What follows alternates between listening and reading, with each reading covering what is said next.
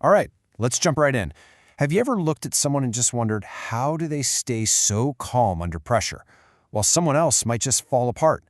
Well, it turns out it's not just about having a positive attitude. We're going to get into the actual biology, the wiring inside your brain that builds what we call resilience. I mean, this is the big question, right? You can have two people face the exact same crisis, maybe a huge project deadline or a personal setback, and have completely different reactions. One person seems to bend, adapt, and maybe even grow from it. The other one breaks. The reason why is buried deep inside our own neurobiology. You know, the perfect way to think about this idea of bending, not breaking, is to picture a palm tree in a hurricane.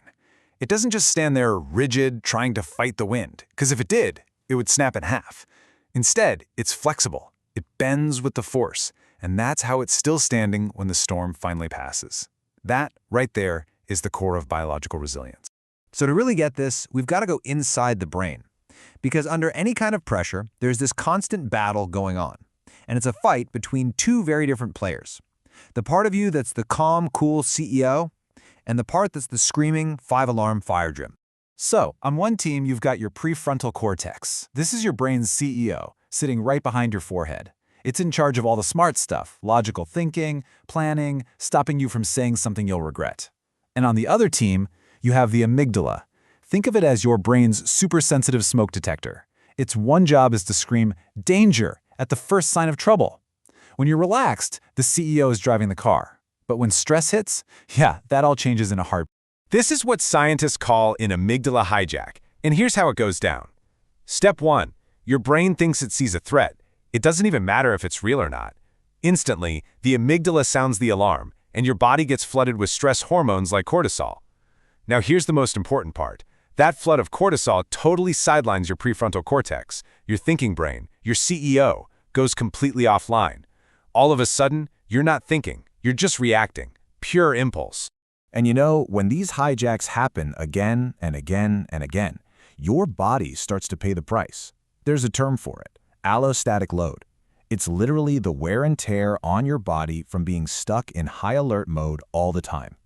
Think of it as the biological bill that comes due when your alarm system is constantly overriding your CEO. This can lead to everything from high blood pressure to anxiety. Okay, so if this battle is raging inside our heads, who's the referee? Is there a way to hit the brakes and calm that alarm down? Well, it turns out our body has its own built-in brake pedal, and we're about to find it. Right. That's the key question.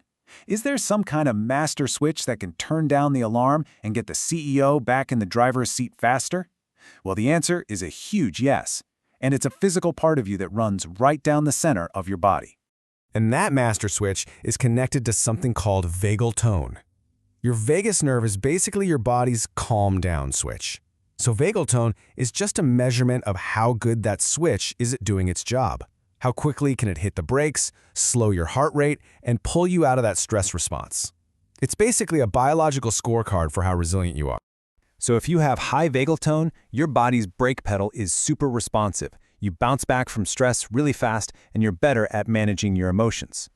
On the flip side, low vagal tone means it takes you longer to calm down, which is directly linked to higher levels of anxiety. What's happening in your body is directly shaping how you feel in your mind. The science behind all this has a name. It's called polyvagal theory.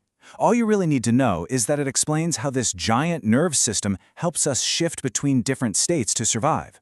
It can put us in a calm, social state, a mobilized fight-or-flight state, or even a total shutdown state if a threat feels like too much to handle. It's like our body's own internal surveillance system. Okay, so we've seen the biology. We know about the CEO, the alarm, and the master switch, this vagus nerve. But so what? What can we actually do about it? And this, right here, is where things get really, really cool and super empowering. We're going to look at the training manual for your own brain. This is probably the most important thing to take away from all of this. Your brain is not fixed. It's not set in stone. Through a process called neuroplasticity, you can physically change it. Just like you go to the gym to build your biceps, you can literally do exercises to build a more resilient brain.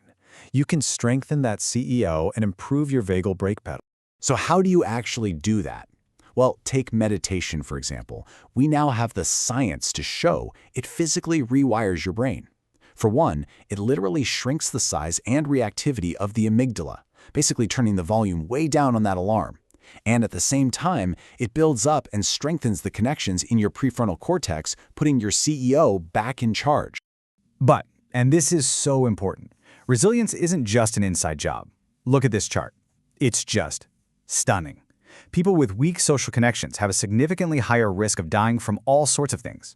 Why? Because positive social connection is a biological necessity. It releases chemicals like oxytocin that act as a buffer against stress. It's a biological shield. All right, so what can you actually do? Like today? It's simpler than you might think. Here are 4 proven ways to train your vagus nerve. First, slow, deep breathing. It's a direct physical break on your stress response. 2, mindfulness, which we just saw rewires the brain. 3, positive social connection. It's not just nice, it's necessary. And 4, physical exercise. It's a fantastic way to boost your brain's health. This quote just nails it perfectly. I can use the upstairs part of my brain to calm down the downstairs part of my brain. That's it. That's resilience in a nutshell. It's the skill of using your thinking brain, your CEO, to soothe your reactive, emotional brain. It's about you being the pilot, not the passenger, when turbulence hits. So, here's the bottom line. Your ability to bend and not break, it isn't some fixed trait that you were born with. It is a skill. It's a dynamic system in your own body that you can train and improve. The biological blueprint is all there. So the only real question is, how are you going to start training yours?